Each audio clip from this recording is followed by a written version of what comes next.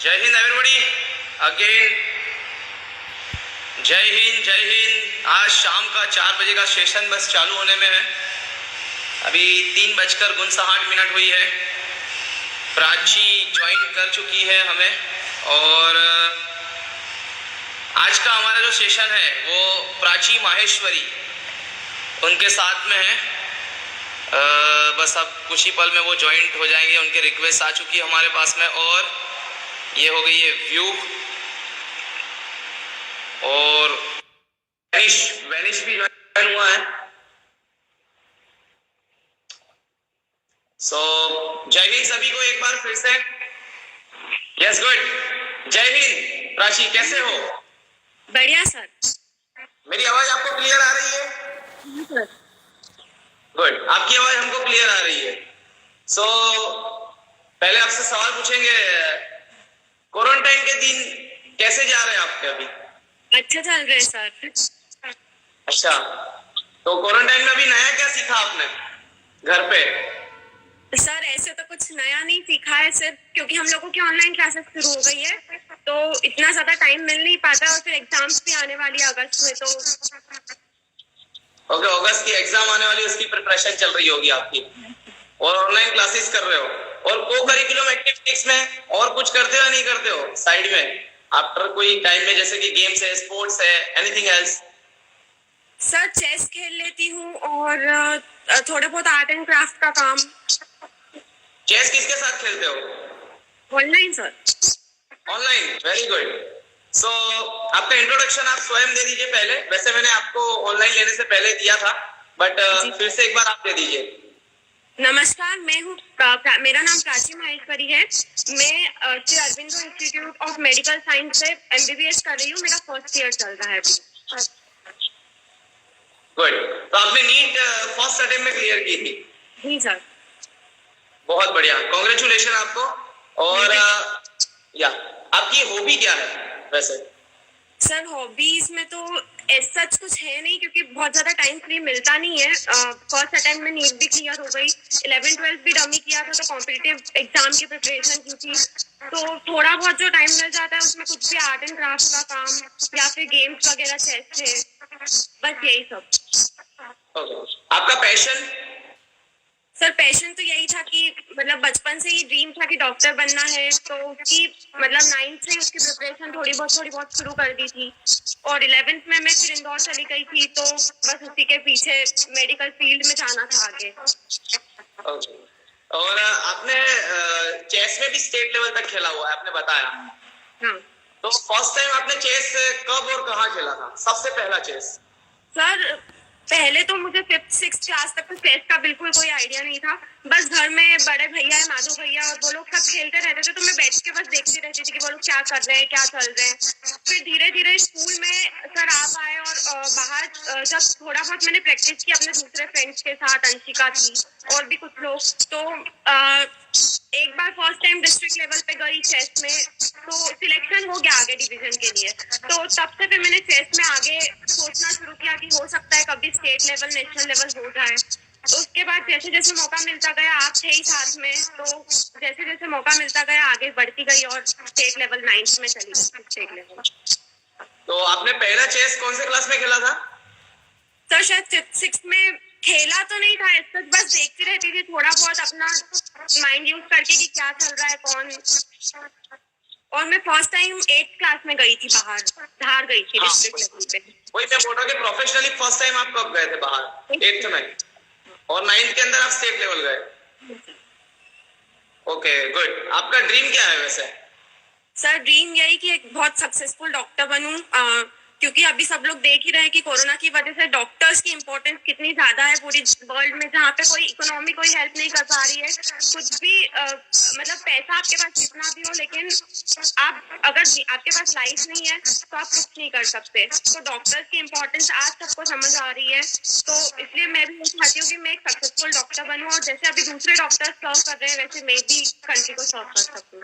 Very good, good. आपके ये जज्बे को देख करके खूब गौरव महसूस होता है।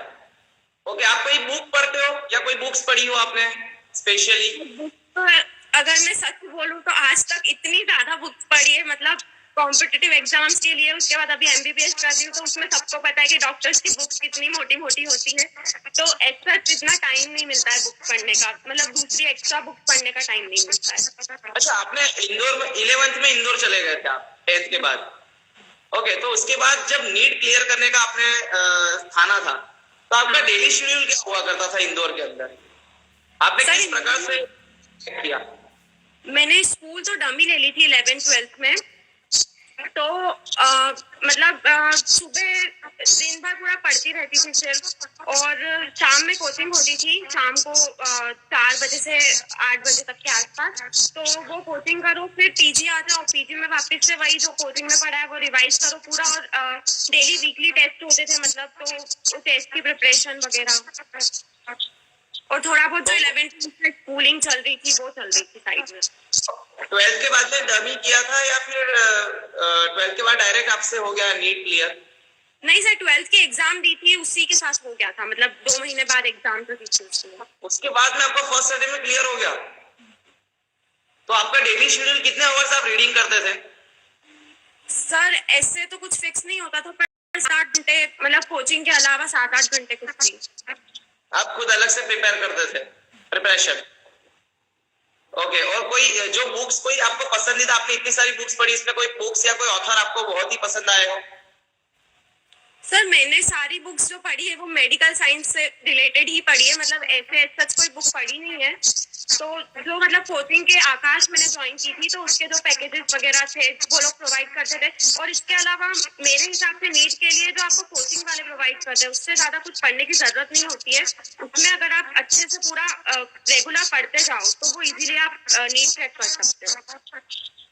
Okay, good. और आपको कोई ऐसी इंस्पिरेशनल मोमेंट बताओ लाइफ की कि जहां से आप अपनी लाइफ को चेंज कर गए हो और आपने इंस्पिरेशन प्राप्त किया हो, बहुत इंस्पायर्ड हुए हो?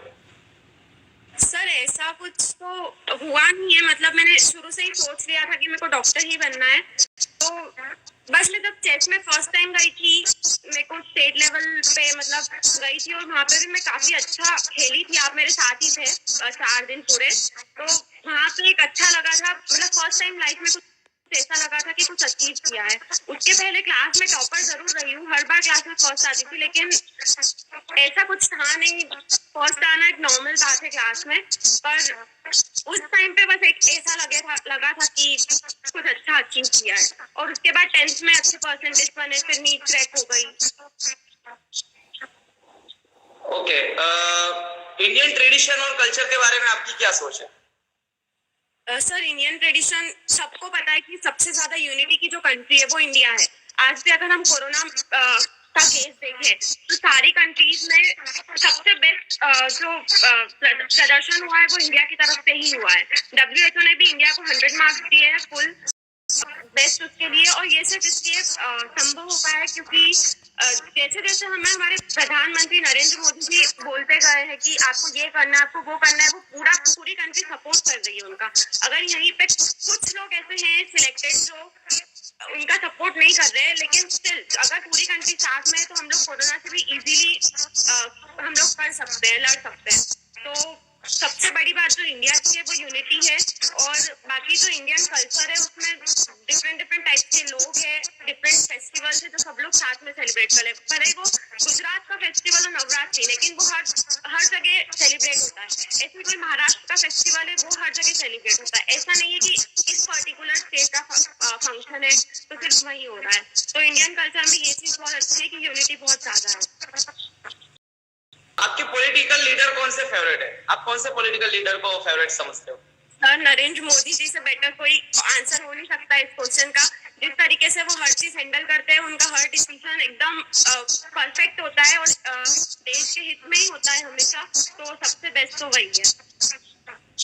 अच्छा, इसलिए आप करते हो। ओके, आपके कोई फ्रीडम फाइटर आपके role model? Freedom fighter sir सच तो कोई मतलब मुझे ज्यादा पता नहीं है, ना मैं पॉलिटिक्स से ज्यादा रिलेटेड हूँ, ना मतलब फ्रीडम फाइटर्स वगैरह बहुत सारों के बारे में सुना है, जैसे BR अम्बेडकर सर है, महात्मा गांधी जी है, सब लोग, भगत सिंह है, जो मतलब अभी अगर हम फिलहाल में यूथ की बात करें तो सारे यूथ के फेवरेट वही होते हैं, तो उनसे काफी इंस्पायर्ड हूँ। ओके, और आपका कोई फेवरेट मूवी? मूवीज काफी सारी देखी है। फेवरेट में सर फेवरेट तो नहीं है। कुछ भी फेवरेट नहीं, बस मतलब देखते रहते हो? अच्छा, कोई सॉन्ग फेवरेट आप? सर MS धोनी देखिए, उससे काफी इंस्पिरेशन मिलता है। अच्छा अच्छा अच्छा, ओके। ऐसी कोई इंसिडेंट्स या ऐसी कोई स्टोरी जो आपकी लाइफ में कभी स्कूल लाइफ में हुई हो या कॉलेज लाइफ में हुई हो, और अगर आप शेयर करना चाहते हो कि आपने इस प्रकार से सीखा था, तो आप प्लीज शेयर कीजिए। सर स्कूल में जब मैं 9th क्लास में थी तब एलिजेंस में फन फेयर हुआ था 3 दिन का। तो उसमें काफी मजा आया था, उसमें काफी चीजें सीखने को मिली थी। बहुत सारे बच्चों ने बहुत सारी डिफरेंट एक्टिविटीज की थी, तो उसमें काफी कुछ सीखा था। फिर स्कूल में म्यूजिक वगैरह में थोड़ा बहुत पार्ट लिया था, एनुअल फंक्शंस वगैरह होते थे, और जब भी कोई फेस्ट का कंपटीशन हो तो उसमें मैं सबसे आगे होती थी। और बस ऐसा, तो 11th 12th तो मेरा डमी था, तो करने का मतलब मौका मिला नहीं। ओके, और अभी जो करंट सिचुएशन में जो कोरोना की वजह से, समझो कि इटली में इतने सारा प्रोफेशनली देखा जाए तो हॉस्पिटल्स थे, और वर्ल्ड के सेकंड रैंक पे वो लोग आते हैं बाय मेडिकल, देन आफ्टर वो लोग क्यों जीत नहीं पाए? सर वहाँ पे मेरे हिसाब से या तो यूनिटी की कमी थी, या फिर जो डॉक्टर्स बोल रहे हैं वहाँ पे डॉक्टर्स को बहुत लाइट वे में लिया गया कि डॉक्टर्स अगर कुछ बोल रहे हैं तो ऑब्वियसली वो कुछ भी बोलेंगे तो वो आपकी सेफ्टी के लिए ही बोलेंगे। उनका काम ही ये है कि लोगों की जान बचाए। पर अगर आप लोग डॉक्टर्स का सपोर्ट नहीं करेंगे, आप लोग अपने कंट्री की गवर्नमेंट का सपोर्ट नहीं करेंगे, तो मेरे हिसाब से कुछ मतलब पॉसिबल नहीं है। अगर आप सबको सपोर्ट करेंगे, सब साथ में यूनिटी बना के चलेंगे, तो ही आप इजीली किसी भी चीज से लड़ सकते हैं। और आपको विश्वास है कि कोरोना के खिलाफ कोई एंटीवायरस, यानी कि कोई ऐसी जो बोलते हैं कि जो ये वायरस है उसके अगेंस्ट में कोई दवाई तैयार हो सकती है? हाँ सर, बहुत सारे डॉक्टर साइंटिस्ट वगैरह लगे हुए हैं इस चीज में, और जल्दी मेरे हिसाब से वैक्सीन आ जाएगी इसकी। पर जब तक वैक्सीन नहीं आती है तब तक हम लोगों को सबको गवर्नमेंट के सपोर्ट करना चाहिए। अच्छा, तो मतलब लॉकडाउन कंटिन्यू करना पड़ेगा? हाँ सर। अच्छा, और लॉकडाउन का जो फैसला हमारे इंडिया में सर, आपके फेवरेट सर जो नरेंद्र मोदी जी ने लिया, उनके बारे में आपका क्या कहना है? सर बिल्कुल सही फैसला लिया था। अगर लॉकडाउन नहीं होता तो अभी जो रेट है कोरोना का, मतलब कुछ भी 2-3 हजार पेशेंट्स भी अगर आ रहे हैं तो वो पेशेंट्स बढ़ के 2 लाख है अगर लॉकडाउन नहीं होता। क्योंकि लॉकडाउन है तो उसकी वजह से काफी मदद रही है, लोग अपने घर में सेफ है, सुरक्षित है। और अगर लॉकडाउन नहीं हो पाता तो अभी हमारी हालत शायद इटली है, अमेरिका है, उससे भी बदतर हो जाती हमारी कंट्री की हालत। तो बहुत सही फैसला लिया था जो। ओके, इंडियन एजुकेशन सिस्टम के बारे में आपका क्या कहना है? सर इंडियन एजुकेशन सिस्टम वैसे तो काफी अच्छा है, पर इसमें एक चीज है कि रिजर्वेशन है। कुछ लोगों के मतलब जो बच्चे ज्यादा मेहनत करते हैं उनको ज्यादा नंबर लाने पे भी सीट नहीं मिल पाती है, जबकि जो लोग मतलब लोअर कास्ट को बिलोंग करते हैं उन लोगों को इजीली सीट मिल जाती है। तो बस जो मुझे एक चीज अखरती है इंडियन एजुकेशन सिस्टम में वो रिजर्वेशन है, बाकी उसके अलावा सब कुछ बिल्कुल सही है। ओके, तो आप रिजर्वेशन से परेशान? हाँ। आपको कभी रिजर्वेशन का सामना करना पड़ा?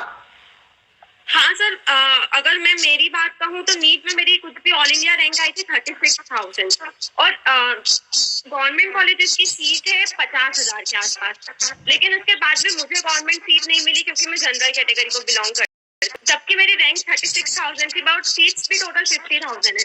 बट स्टिल वो चीज रिजर्वेशन की वजह से मुझे गवर्नमेंट कॉलेज नहीं मिल पाया। बट स्टिल मैं बहुत खुश हूँ कि अरविंदो, क्योंकि अभी सबको पता है कि अरविंदो इंदौर में बेस्ट हॉस्पिटल है जो कोरोना को ट्रीट कर रहा है। सबसे ज्यादा मैक्सिमम पेशेंट्स भी इंदौर में अरविंदो में ही है। तो वो चीज से मैं संतुष्ट हूँ कि मैं जिस भी कॉलेज में हूँ वो कॉलेज बहुत बेस्ट है, और मैं खुश हूँ। Oh good, okay. और अगर अभी कोरोना में आपकी ड्यूटी अगर लगती है तो उसके बारे में आपका क्या फैसला रहेगा? सर ऑफ कोर्स जिस दिन हम लोगों को व्हाइट कोट दिया हुआ था उस दिन हम लोगों से प्रतिज्ञा करवाई गई थी कि कभी कुछ भी हालत हो डॉक्टर्स हमेशा सर्व करेंगे कंट्री को, वो अपनी जान की रक्षा कभी नहीं करेंगे। तो उसी तरीके से वो प्रतिज्ञा मैंने भी ली थी और ऑफकोर्स मैं कंट्री को सर्व करती, कोई इसके अलावा कोई ऑप्शन नहीं है मेरे पास। अच्छा, आपने ऐसा कहा कि वो अपनी जान की परवाह मतलब की रक्षा नहीं करेंगे और कंट्री की सर्व करेंगे, तो वो कैसे पॉसिबल है कि आप खुद की जान की रक्षा नहीं करो और कंट्री को कैसे सर्व?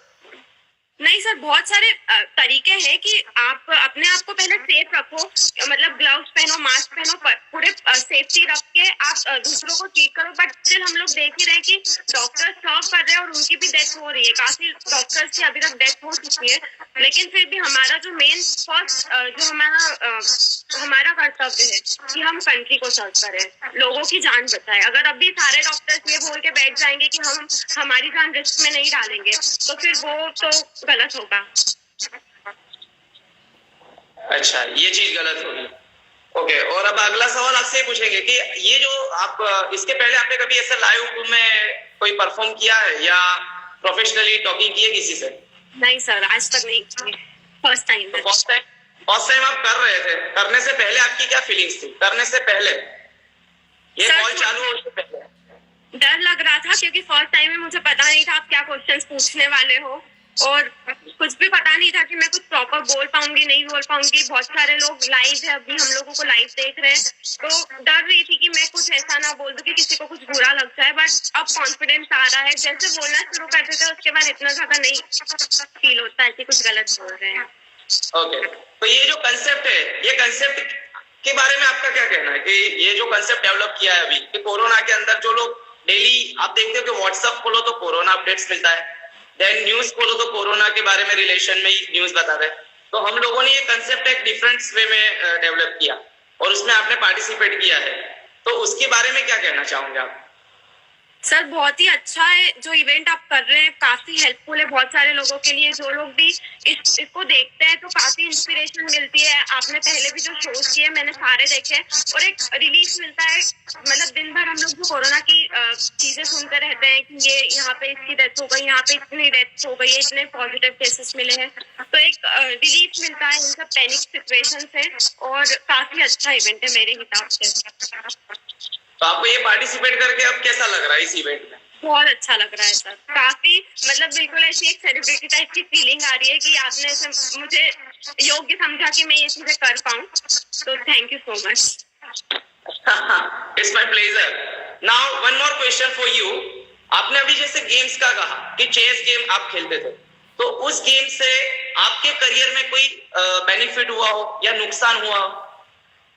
सर नुकसान तो कोई हुआ नहीं है। मैं एक इंसिडेंट बताती हूँ। मेरा 12th का मैंने बताया कि मैंने डमी किया था, तो 12th में ऐसा हुआ था कि स्कूल वालों ने कुछ भी फॉर्म्स वगैरह फिल करते हैं तो उसमें पूछते हैं, मतलब ऐसा है कि जो लोग भी स्टेट लेवल या नेशनल लेवल गए हुए हैं उनको 4% का बेनिफिट मिलता है, मतलब 20 मार्क्स एक्स्ट्रा आप एमपी बोर्ड से कर रहे हो। तो अब मुझे उस बारे में कोई आइडिया नहीं था और स्कूल वालों ने अपने हिसाब से फॉर्म फिल करके दे दिया था। अब रिजल्ट मेरे हाथ में आया तो मेरे 88% बने थे 12th में। तो बाद में मुझे रिजल्ट देखने पे पता चला कि मैं चेस में गई थी 9th में और मुझे 20% का मतलब मिलना था।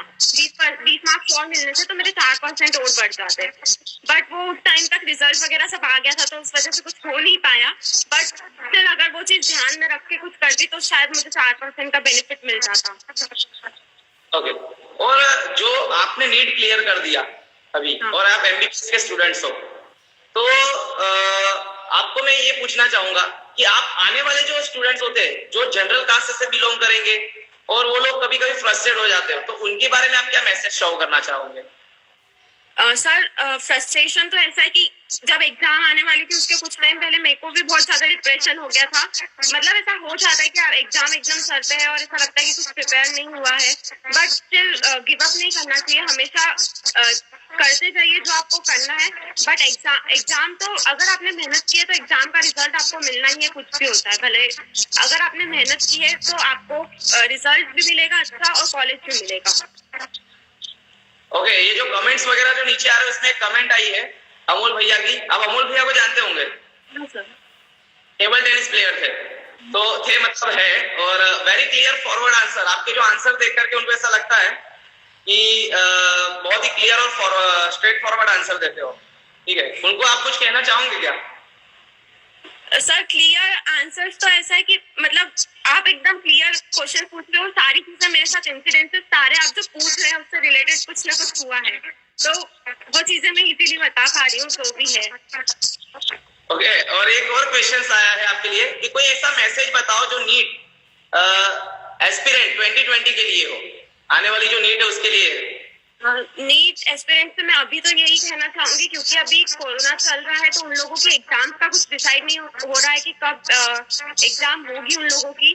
तो बस आप अभी अपनी पढ़ाई चालू रखिए जो भी होगा, क्योंकि इस बार का पेपर भी मुझे ऐसा लगता है कि कट ऑफ वगैरह ज्यादा जा सकता है, क्योंकि ऑलरेडी कोरोना का सब चल रहा है। तो हो सकता है कि पेपर टफ आ जाए, इजी आ जाए, कोई कुछ कह नहीं सकता है। तो आप बस अपनी पढ़ाई चालू रखिए, जो भी प्रिपरेशन है सारे क्वेश्चन वगैरह करते रहिए, और बाकी तो अब जब पेपर होगा उसके बाद ही कुछ कह पाएंगे। ओके, आप ट्रैवल में मानते हो? Sorry sir? ट्रैवल यानी कि हॉबी में, जैसे कई लोगों की हॉबी होती है कि घूमना फिरना। हाँ। तो उससे काफी नॉलेज प्राप्त होता है, जितना आप घूमते हो उतना ज्यादा। ठीक है, तो आप क्या कहना चाहोगे? सर ट्रैवल तो मैं बहुत ज्यादा घूमने गई नहीं हूँ, बस मैं अभी जब मेरी नीट की एग्जाम हुई थी उसके बाद बहुत घूमी हूँ, तो नॉलेज तो काफी मिलता है। आप डिफरेंट जगह पे जाओगे, आपको डिफरेंट कल्चर के बारे में पता चलेगा, वो लोग कैसे अर्न करते हैं, क्या उनका काम है, हर चीज के बारे में पता चलेगा। तो ट्रैवल करने से नॉलेज काफी बढ़ता है, और मैं भी चाहती हूँ कि मैं दुनिया की हर जगह ट्रैवल करूँ, बट पहले एक सक्सेसफुल अपना करियर बना लूँ, उसके बाद सब कुछ। आपके आंसर सुनकर के शिखर भैया ने भी कमेंट किया है, और एक और भी कोई है विश्वकर्मा, और बहुत सारे हैं नीचे कमेंट, सारे आप देख पा रहे होंगे कि आपके आंसर काफी क्लियर है, और बहुत ही मतलब मैं खुद इतना इंस्पायर हुआ हूँ। मैं आज कुल मिलाकर के इस प्रोग्राम में I think this is my 5th interview, but अभी तक के जो 4 गए उससे सबसे बेस्ट अगर इंटरव्यू दिया है तो आपने दिया है। बहुत ही क्लियर आंसर दे रहे हो, कॉन्फिडेंटली दे रहे हो, और मुझे बात करने में बहुत मजा आ रहा है, आपसे पूछने में भी बहुत ही मतलब एक प्राउड फील हो रहा है। क्यों? ओके, आपकी लाइफ का सबसे बेस्ट अचीवमेंट पार्ट कौन सा रहा? बेस्ट अचीवमेंट सर, जब मेरी मतलब मैंने आपको पहले भी बताया कि टॉपर थी मैं स्कूल की, बट 10th में जब मैंने मतलब 10th में मैं फर्स्ट आई थी क्लास में एलिजियंस में, तो उसके बाद में मेरे को स्कूल बुलाया गया था 26 जनवरी को, और वहाँ पे मेरे साथ साथ पेरेंट्स को भी बुलाया गया था। तो उस टाइम पे काफी प्राउड फील हुआ था कि मेरी वजह से आज फाइनली मेरे पेरेंट्स प्राउड है मुझ पे। तो उस टाइम पे बहुत प्राउड फील हुआ था। फिर उसके बाद में एक बार मैं 10th क्लास में ही शोभा सोनी मैम थी जब प्रिंसिपल, तो हम लोग फेस्ट के लिए धार डिस्ट्रिक्ट गए थे, और वो पूरी धार डिस्ट्रिक्ट में इंटर स्कूल कॉम्पिटिशन था, तो उसमें भी मैं फर्स्ट आई थी। तो उस दिन भी काफी प्राउड फील हुआ था कि पूरे धार डिस्ट्रिक्ट में मैं चेस में फर्स्ट आई हूँ। बाकी तो ऐसे फिर 12th में और फिर नीट क्लियर करी, तो काफी प्राउड मोमेंट्स है। ओके, आप कुकिंग में इंटरेस्ट रखते हो? सर घर के काम से बिल्कुल लेना देना नहीं है। लेकिन अभी कोरोना टाइम में आपने कभी कुकिंग ट्राई किया? मैं कुकिंग कर लेती हूँ, खाना तो एटलीस्ट ऐसा खाना तो मैं एक बार बना सकती हूँ कि सब लोग खा लें, बट बहुत ज्यादा कुकिंग आज तक की नहीं है। मैंने पहले भी बताया कि बहुत ज्यादा टाइम मिल नहीं पाता है, मतलब ऑलरेडी मैं 10th से बाहर चली गई थी, और उसके पहले भी स्कूल रहती थी, तो बहुत ज्यादा कुछ किया नहीं है। थोड़ा बहुत किसी दिन अगर मन होता है तो मैं कर लेती हूँ, वरना घर के काम से तो दूर ही हूँ। अच्छा, ऐसा है। और बहुत ज्यादा में मतलब आप कुकिंग में सबसे अच्छी कौन सी चीज बना लेते हो? सर सबसे अच्छी तो ऐसा कुछ है नहीं, रोटी प्रॉपर बना लेती हूँ, कुछ सब्जी वगैरह, आलू की सब्जी है, भिंडी की सब्जी है, बस इतना ही आता है। अच्छा, इतना ही आता है आपको। ओके, और अगर समझो कि आप कोई मुसीबत में हो, यानी कि अब आपको बनाना ही पड़ेगा खाना, तो आप कौन सा खाना सबसे पहले बना के खाना चाहोगे? Sir Maggi. अच्छा, मतलब हॉस्टल लाइफ वाली बात है ये तो। ओके, लाइफ के अंदर ऐसा कभी कोई मोमेंट रहा कि जो आपको मतलब एकदम ऐसा लगा हो कि यार ये मेरे लाइफ में नहीं होना चाहिए था, it is very roast moment of my life? Sir मैंने बताया कि जब मेरी नीट होने वाली थी उससे पहले मैं काफी मतलब पूरा 5 मई को मेरा नीट का पेपर था और मैं काफी डिप्रेशन में थी। पूरा अप्रैल मंथ मतलब ऐसा हो रहा था कि क्या पढूं क्या नहीं पढूं, कुछ समझ नहीं आ रहा था। हालांकि कोचिंग में काफी चीजें बता रहे थे कि ये इम्पोर्टेंट है, ये इम्पोर्टेंट नहीं है, but still as a student में जो मेरे दिमाग में चल रहा था तो वो काफी डिप्रेशन में ले जा रहा था। कभी किसी टेस्ट में नंबर कम आ गए, तो वो चीजें मुझे आज ऐसा लगता है कि अगर मैं उस टाइम पे डिप्रेशन में नहीं जाती, थोड़ी और मेहनत करती, ये सब चीजें साइड में रख के और मैं सिर्फ पढ़ाई पे कॉन्सेंट्रेट करती तो शायद आज मैं और बेटर कॉलेज में होती। बट और उसके बाद फिर मेरी तबीयत खराब हो गई थी नीट के 7-8 दिन पहले, तो वो चीज भी आज एक बहुत अखरती है कि तबीयत का थोड़ा ज्यादा ध्यान देती तो शायद हेल्पफुल होता वो। और सर फिर मुझे डायबिटीज भी है, तो उस वजह से भी काफी प्रॉब्लम्स आती थी। मतलब बाहर आपको पता है हॉस्टल में खाने वगैरह की बहुत दिक्कत आती है, तो उस वजह से काफी ऐसा लगता था कि वो चीजें नहीं होनी थी। मैं आपके डायबिटीज से काफी कुछ अवगत हूँ, क्योंकि जब मुझे खुद का एक एक्सपीरियंस है, जब मैं आपको स्टेट लेवल ले गया था, वहाँ 4 दिन जब हम रुके थे, तो स्पेशली मुझे इस बात का एक ख्याल रखना पड़ता था कि आपने मेडिसिन वगैरह लिया कि नहीं लिया। हाँ। अभी वैसे आपके डायबिटीज में करंट सिचुएशन क्या है? नहीं सर, अभी तो बिल्कुल ठीक है, क्योंकि अब मैं खुद मतलब डॉक्टर बनने वाली हूँ, तो मैं उस चीज को अच्छे से समझती हूँ कि क्या कब होना चाहिए, तो अब ठीक चल रही है, कोई प्रॉब्लम नहीं है। अभी सब ठीक चल रहा है, ओके। आपके सबसे बेस्ट फ्रेंड आपकी नर्सरी से लेकर के क्लास 12 तक की जो पढ़ाई है, हाँ, कौन कौन से स्कूल में रही? सर 3rd क्लास तक तो मैं यहाँ सुसारी की एक स्कूल में थी, श्री गुरु कृपा कॉन्वेंट स्कूल। उसके बाद 4th से मैंने एलिजियंस ज्वाइन कर लिया था, तो 10th तक मैं वहीं थी और फिर 2 साल इंदौर थी। ओके, तो उसमें क्लास 3rd तक में कोई ऐसे टीचर या कोई फ्रेंड आपको याद है अभी भी? हाँ सर, काफी सारे टीचर्स हैं, मतलब बहुत सारे टीचर्स ऐसे होते हैं जो मतलब आप कुछ भी बन जाओ, कितने भी बड़े हो जाओ, लेकिन याद रहते ही हैं आपको। तो कुछ एक मेरी मैम थी सुसारी की है, वो जब भी आती है उनसे मेरी मतलब ऐसा है कि मीटिंग फिक्स है कि उनसे बात हो ही जाती है। और भी 2-3 टीचर्स है जिनके पास मैंने एलिजेंस ज्वाइन कर ली थी। उसके बाद में मैं कोचिंग जा रही थी, क्योंकि एकदम से एमपी बोर्ड से सीबीएसई पे स्विच किया था, तो प्रॉब्लम्स आई थी काफी सारी। तो काफी सारे टीचर्स ऐसे हैं आज भी जो कनेक्टेड हैं। और इसके पहले के कौन-कौन से इंटरव्यूज आपने देखे इस शो के? सर सारे देखे हैं। सारे देखे। उसमें आपको सबसे अच्छा किसका लगा? सर सबने अपने अपने लेवल पे बहुत अच्छा किया। सबसे अलग अलग क्वेश्चंस आपने पूछे और सबने उसके बिल्कुल प्रॉपर आंसर दिए, तो सच में किसी का नाम नहीं लेना चाहती, सबने बिल्कुल अच्छा किया अपने लेवल पे। अच्छा, और उसके बाद जब आप एलिजेंस में आए तो आपके कोई एक बेस्ट फ्रेंड जिसको आप मानते हो कि वो आपकी लाइफ में बहुत ही अच्छे रहे हो फ्रेंड, वैसे दोस्त का नाम? सर ऐसा कोई फ्रेंड तो काफी सारे फ्रेंड्स बने, काफी मतलब चेंजेस भी हुए, क्योंकि कुछ बच्चे पहले ज्वाइन कर लेते थे फिर बाद में छोड़ देते थे। तो फ्रेंड्स तो काफी सारे हैं, अभी भी कनेक्टेड है बहुत सारे लोग। बट यशिका का नाम मैं लेना चाहूंगी, वो ऐसा था कि बिल्कुल मेरी कॉम्पिटिटर थी। मतलब हम लोगों में ऐसा फर्स्ट सेकंड का चलता रहता था और आज भी उससे कनेक्टेड हूँ। बट वो ऐसा था कि जब हम लोगों को हेल्प चाहिए होती थी, एक दूसरे की हेल्प भी करते थे, और जब मतलब कंपटीशन की बात आती थी तो बिल्कुल पढ़ाई के लिए फोकस भी हो जाते थे। तो वो एक अच्छी फ्रेंड थी और बाकी बहुत सारे फ्रेंड्स हैं। ओके, इस शो के बारे में आप क्या कहना चाहोगे? आपको ये चीज पूरे पता है कि ये शो हम क्यों कर रहे हैं? सर ताकि जो कोरोना की सिचुएशन है, पैनिक सिचुएशन चल रही है, हर जगह स्ट्रेस चल रहा है अभी, तो जो भी लोग ये शो देखे उन लोगों को इंस्पिरेशन मिले।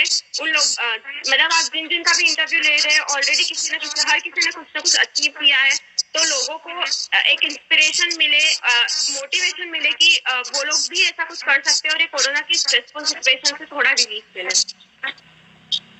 Very good. तो इस शो के अंदर आपने पूरी जो अभी स्पीच दी और क्वेश्चन आंसर्स किए, और उसके बारे में अब आप लास्ट में क्या मैसेज देना चाहोगे देखने वालों को?